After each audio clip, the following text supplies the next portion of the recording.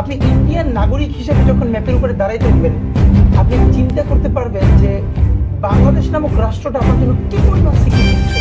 নির্বাচনে জিতবো কিনা এটা তো ছোট প্রশ্ন। হামলা করার মতো বলা আমরা না।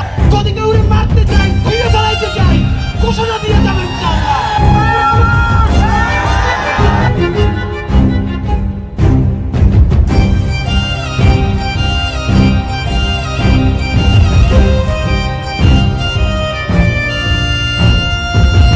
আমাদেরকে গুলি করার আগ পর্যন্ত কোনো কিছুটা আমাদের গায়ে লাগে। যতক্ষণ না পর্যন্ত বুকে বা মাথায় গুলি চলবে ততক্ষণ পর্যন্ত আমরা কোনো স্ট্রাগল মনে করি না, এবং এক্সট্রা কোনো সিকিউরিটি লাগবে না।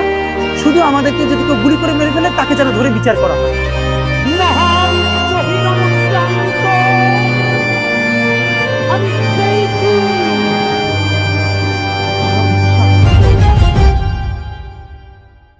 আমাদের উসমান হাদি আর নেই। হ্যাঁ গাইস, শুনতেই পাচ্ছ এবং ঠিক শুনতে পারতেছো, এবং এটা কোনো ক্লিকবেট থাম্বনেল না, ক্লিকবেট টাইটেল না। সত্যি সত্যি আমাদের মাঝ থেকে চিরবিদায় নিয়েছেন উসমান হাদি। ইন্না লিল্লাহি ওয়া ইন্না ইলাইহি রাজিউন। তার ভেরিফাইড পেজ থেকে একটা পোস্ট করা হয় কিছুক্ষণ আগে। ভারতীয় আধিপত্যবাদের মোকাবিলায় মহান বিপ্লবী উসমান হাদিকে আল্লাহ শহীদ হিসেবে কবুল করেছেন। এর মানে বুঝতেই পারছো কি হয়েছে। আজ উসমান হাদি নেই, আল্লাহ তাআলা একটু আগে তাকে শহীদ হিসেবে গ্রহণ করেছেন। হ্যাঁ, এই বাক্যটা বলতে গিয়ে বুকের ভেতর কেঁপে ওঠে, কারণ আজ শুধু একজন মানুষ মারা যায়নি, আজ মারা গেছে আমাদের ভরসা, আমাদের সাহস, আমাদের চোখের সামনে দাঁড়িয়ে থাকা সত্য বলার এক টুকরো আগুন। তারা ভেবেছিল একটা গলি, একটা হাসপাতাল, একটা মৃত্যু সংবাদ সব শেষ করে দিবে, কিন্তু তারা ভুলে গেছে ইতিহাস।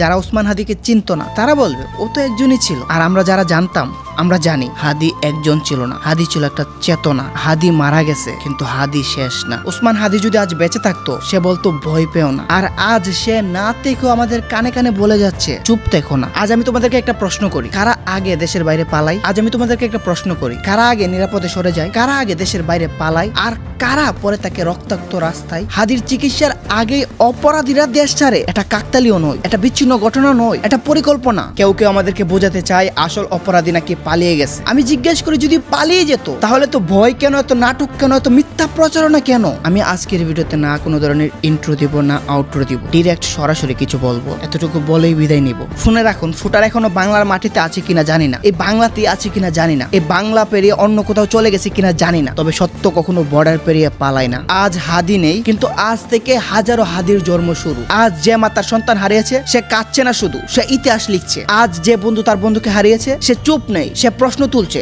আজ যে তরুণ রাস্তায় দাঁড়িয়ে আছে তার চোখে ভয় নেই, তার চোখে আগুন। এই আগুন প্রতিশোধের নয়, এই আগুন নেই। আমরা জ্বালাতে চাই না দেশ, আমরা আলো জ্বালাতে চাই। আমরা ভাঙতে চাই না রাষ্ট্র, আমরা গড়তে চাই রাষ্ট্র। আজ মাতৃভূমি প্রশ্ন করছে আমার সন্তানের রক্তের দাম কি এতটাই সস্তা? রক্ত দিয়ে লিখেছি বাংলাদেশ যার নাম, আজ আবার সেই রক্তই ঝরে গেল। তবু আমরা যদি চুপ থাকি তাহলে কাল ইতিহাসও আমাদেরকে ক্ষমা করবে না। শুনে রাখো, হাদি মরেনি, হাদি রূপ বদলেছে। আজ এসে আছে প্রতিটা স্লোগানে, প্রতিটা মিছিলে, প্রতিটা নীরব চোখের ভিতরে। আজ আমরা শপথ নেই, ভাঙচুর নয়, হিংসা নয়, কিন্তু চুপও নয়। আমাদের প্রতিবাদ হবে ধীর, শান্ত, অপরাজেয়। কারণ অন্যায় যতই বড় হোক সত্য একদিন ঠিকই সামনে আসে। আজ হাদি নেই, কিন্তু হাদি শেষ না। আমার এই ভিডিওতে কোনো হিংসার ডাক নেই, কিন্তু ভয়ঙ্কর প্রতিবাদী শক্তি আছে, সেটা যেন ইতিহাসের সাক্ষী হয়। এখন কেউ কেউ তো বলবে সময় সবকিছু ঠিক করে দিবে। না, কিছু মৃত্যু সময় ঠিক করে না, কিছু মৃত্যু সময়কে প্রশ্নবিদ্ধ করে।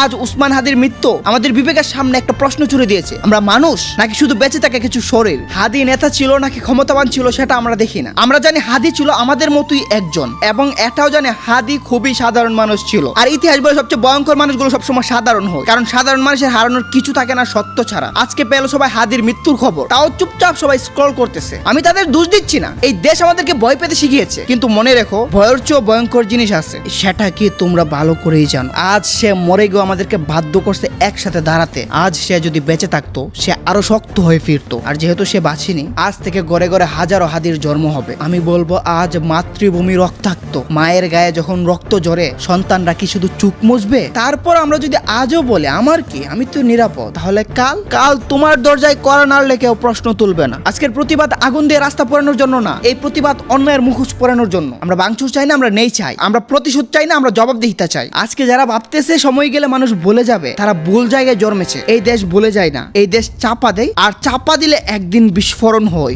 আজ ওসমান হাদি হয়তো মারা গেছে, কিন্তু আমি চাই আজই পুরো বাংলাদেশ জেগে উঠবে।